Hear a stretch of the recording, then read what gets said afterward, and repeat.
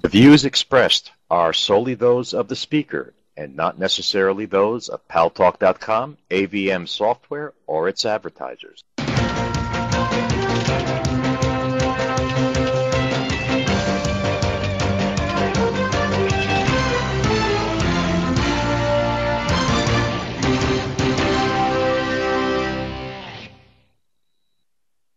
News Talk is online. News Talk Online, a production of Paltalk.com, the largest multimedia interactive program on the internet with more than 4 million unique users, on demand on iTunes and on YouTube, and on my blog, GaryBaumgarten.com, where you're encouraged, that is, to post your comments whether you agree with yours truly or not. And thanks to our good friends at CRN Digital Talk Radio, we're syndicated to an additional 12 million households.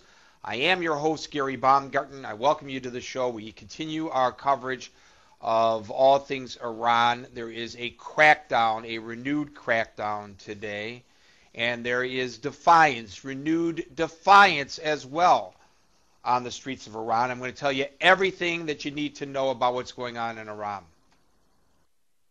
You know, our good friend Hussein, who is in Tehran and who has been reporting for us because of the current crackdown and the fear of the Revolutionary Guard coming and absconding with him, cannot join us on microphone during the show today. He is in fear for his liberty. He is in fear for his safety.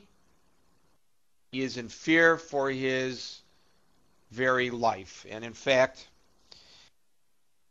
I've got some pictures that may be a bit uplifting on the blog today of the people who are demonstrating peacefully on the streets of Tehran and other communities within Iran over this disputed election. But I also have some images that I'm not going to show you. I'm going to describe them to you of a university student who was shot to death, who died in the arms of his loved ones and friends right in the dormitory.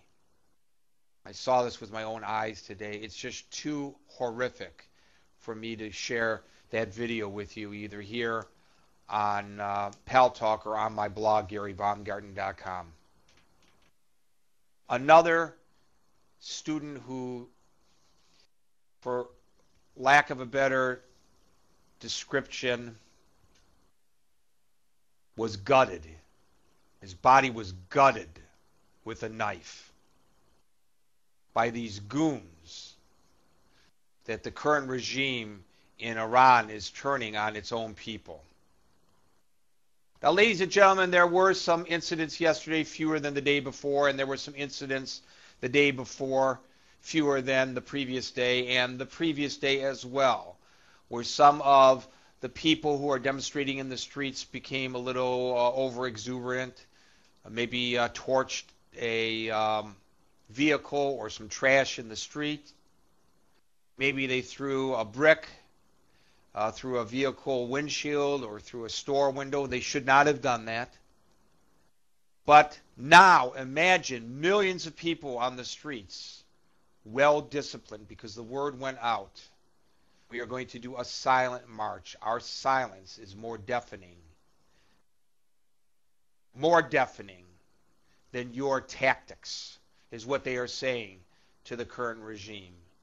And yet today, in spite of the fact, not that there would be an excuse even when there was a bit of skullduggery going on, malicious destruction of property, but today when that is not occurring, they kill this kid in his dorm room, and they gut the other kid. I'm telling you, as many of you know, I was a street reporter in Detroit. It doesn't come any tougher than working the streets of Detroit, at least not here in the United States of America. I've seen many, many horrific things in my day.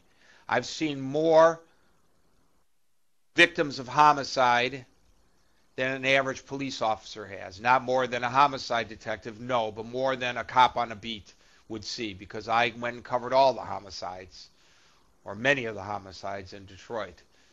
I've seen a lot of man's inhumanity to man, but I got to tell you, the image of this young man about the age of my own son, 21, gutted, was just too much to bear. And one of my contacts in Iran got that through to me through an intermediary here on Paltalk, that picture. And I had to make an editorial decision. Do I display it so that the world is aware of how horrific the situation is in Iran? Or do I, because of the poor form perhaps of showing such an image, not display it? And so I took the Solomon approach today. I decided not to display it, but to describe it to you. The description enough. The description by itself is horrific enough.